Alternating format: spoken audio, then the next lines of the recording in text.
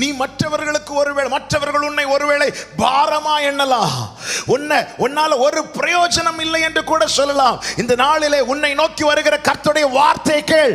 ஆமென். அது நிமித்தம் நான் ஏன் இப்படி ஒரு வாழ்க்கை வாழணும், இப்படி நான் வாழ்ந்து யாருக்கு என்ன பிரயோஜனம் என்று முறையிடாதே, புலம்பாதே. இந்த நடுவில், இந்த குடும்பத்தின் நடுவில், இந்த வயல் நிலத்தின் நடுவில் உன்னை கர்த்தர் கிருபை தந்து நிற்க வைக்கிறதே, நீ விழுவதற்கல்ல, உன் குடும்பத்துக்கு விரோதமாய் போராட நினைக்கிற பெலிஸ்தியரின் வல்லமையை மடங்கடிக்க பண்ணுவதற்காக.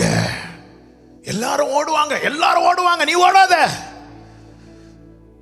ஏன் ஆண்டவர் எனக்கு இப்படி ஒரு வாழ்க்கை இந்த ஒரு குடும்பத்தில்? இல்ல, முறையிடாதே, புலம்பாதே. அந்த குடும்பத்துக்கு ரட்சிப்பு.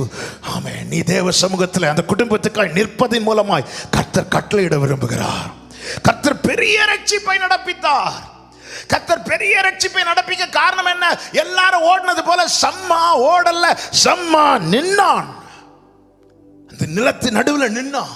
இன்னைக்கு நம்ம ஓடிதான் நிறைய காரியத்துக்கு மேல சத்துருவின் கை ஓங்கி இருக்கிறது. பிசாசுக்கு எதிர்த்து நில்லுங்கள், அவன் ஓடி போவான். எப்படி ஓடி போவான்? உன் கூட கர்த்தர் நிற்பார். இவன் நிற்கிறான், கர்த்தர் யுத்தம் செய்கிறார். இவன் நிற்கிறான், கர்த்தர் யுத்தம் செய்கிறார். குடும்பத்துக்கு ஒரு பெரிய ரட்சிப்பை, நீங்க இருக்கிற இடத்துல இருந்து உங்களை துரத்தி விடும்படி, உங்கள் நன்மையை அபகரிக்கும்படி கூட்டம் கூடுகிற பெலிஸ்தியரை மடங்கடிக்க பண்ண, உங்களுக்கு ஒரு விடுதலை தர ஒரு பெரிய ரட்சிப்பை தேவன் கட்டளையிட விரும்புகிறார். ஆனால் கர்த்தர் சொல்லுகிற ஒரு கண்டிஷன் உண்டு. என்ன தெரியுமா? நீ ஓடிராத, நீ நில்லு.